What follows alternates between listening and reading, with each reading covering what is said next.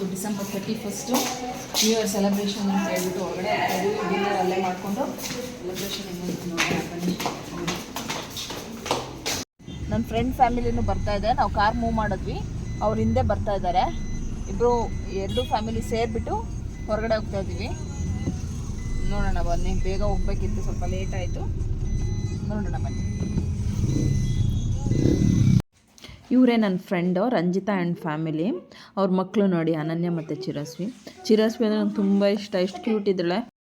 ಅವಳ ಮಾತಂತೂ ನಂಗೆ ತುಂಬ ಇಷ್ಟ. ಹೊಸ ವರ್ಷ ಬರಲಿ, ಹಬ್ಬ ಬರಲಿ, ಯಾವ ದಿನ ಬಂದರೂ ಬೆಂಗಳೂರು ಟ್ರಾಫಿಕ್ ಏನೂ ಕಡಿಮೆ ಆಗಲ್ಲ.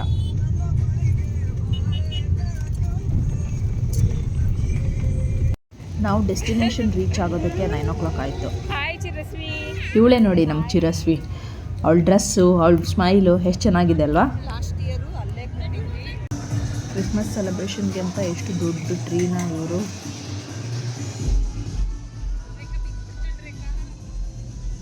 ಚಿರಸ್ವಿ ಮಾತ್ರ ಫೋಟೋಗೆ ಫೋಸ್ ಕೊಟ್ಟಿದ್ದೆ ಕ್ರಿಸ್ಮಸ್ ಟ್ರೀ ಮುಂದೆ ನಿಂತ್ಕೊಂಡು.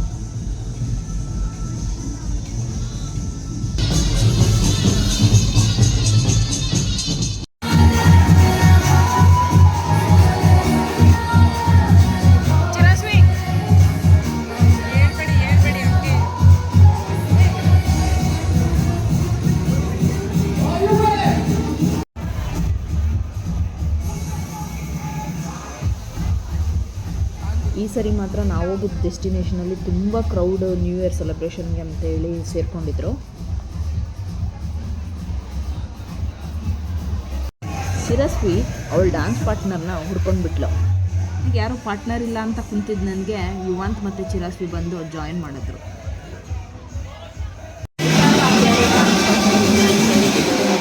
ಚಿರಸ್ವಿ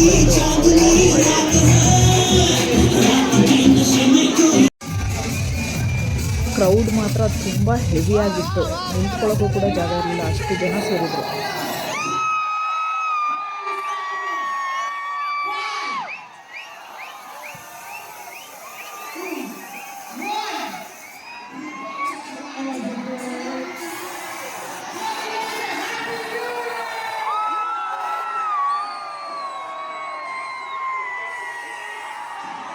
ಡಿನ್ನರ್ ಮುಗಿಸ್ಕೊಂಡು 2025ಗೆ ಬಾಯ್ ಹೇಳಿ 2026ನ ವೆಲ್ಕಮ್ ಮಾಡಿಕೊಂಡು ಅಲ್ಲಿಂದ ಮನೆ ಕಡೆ ಹೊರಟ್ವಿ.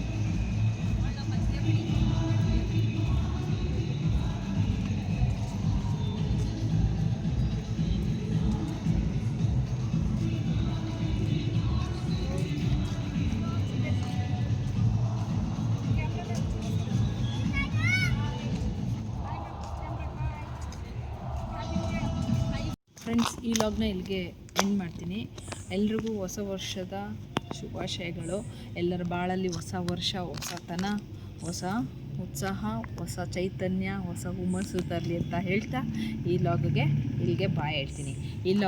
ಈ ವರ್ಷದ್ದು ಇದು ಕೊನೆ ಲಾಗ್ ಆಗಿರುತ್ತೆ. ನೆಕ್ಸ್ಟ್ ಇಯರ್ ಮೀಟ್ ಮಾಡೋಣ. ಈ ಲಾಗ್ ನಿಮ್ಗೆ ಇಷ್ಟ ಆಗಿದ್ದರೆ ಲೈಕ್ ಮಾಡಿ, ತುಂಬ ಇಷ್ಟ ಆಗಿದ್ದರೆ ಒಂದು ಸಬ್ಸ್ಕ್ರೈಬ್ ಮಾಡಿ. Thank you.